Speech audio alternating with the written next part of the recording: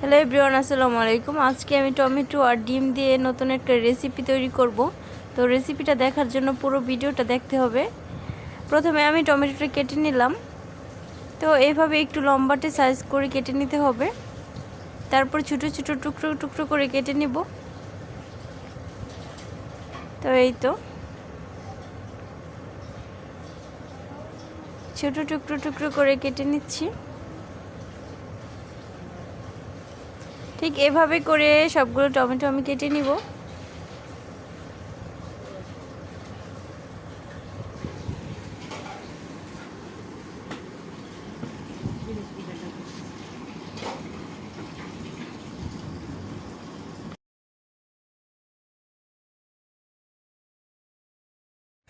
তো এইভাবে ছোট ছোট টুকরা করে কেটে নিয়েছি।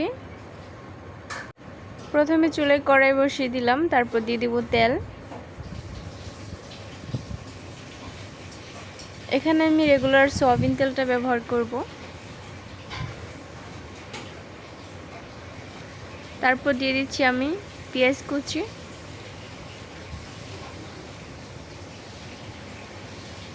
পেঁয়াজ কুচিটা একটু সময় ধরে 2 মিনিটের মতো একটু ভেজে নিতে হবে। ভেজে একটু লালচে কালার করে নেব।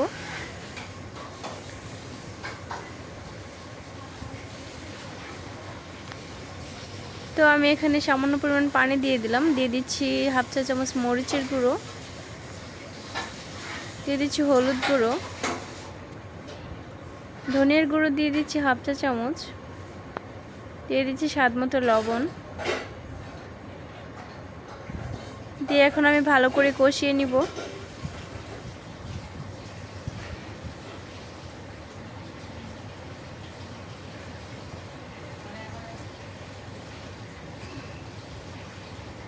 তো জালটা কিন্তু মিডিয়াম হিটে রাখতে হবে। এই তো আমার মশলাটা কষানো হয়ে গিয়েছে, উপরে তেল ভেসে আসছে।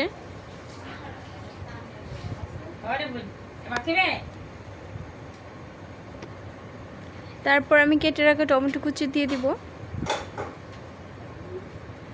দিয়ে একটু নেড়ে চেড়ে ভালো করে মিশিয়ে নিব মশলার সাথে।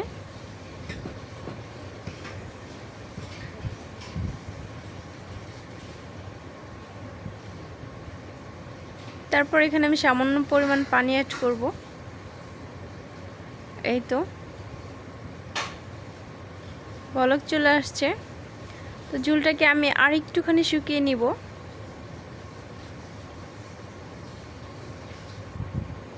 তারপর আমি ডিম ভেঙে অ্যাড করব।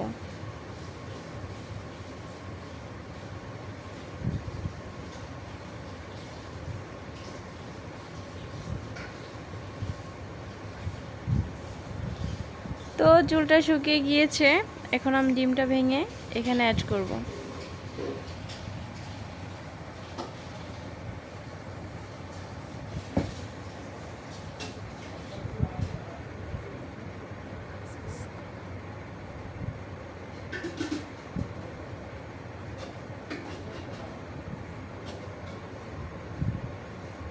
তারপর নেড়েচেড়ে ভালো করে টমেটোর সাথে মিশিয়ে নিব।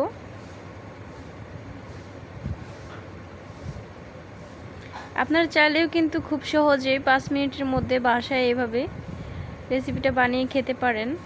খুব সহজেই তৈরি করা যায় আর অল্প সময়ের মধ্যে। তো ঝোলটা কিন্তু শুকিয়ে নিয়েছি, একদম কোনো প্রকারের ঝোল রাখি নাই। আর আমার রেসিপিটা কিন্তু হয়েও গিয়েছে। তো এখন আমি উঠিয়ে নিব।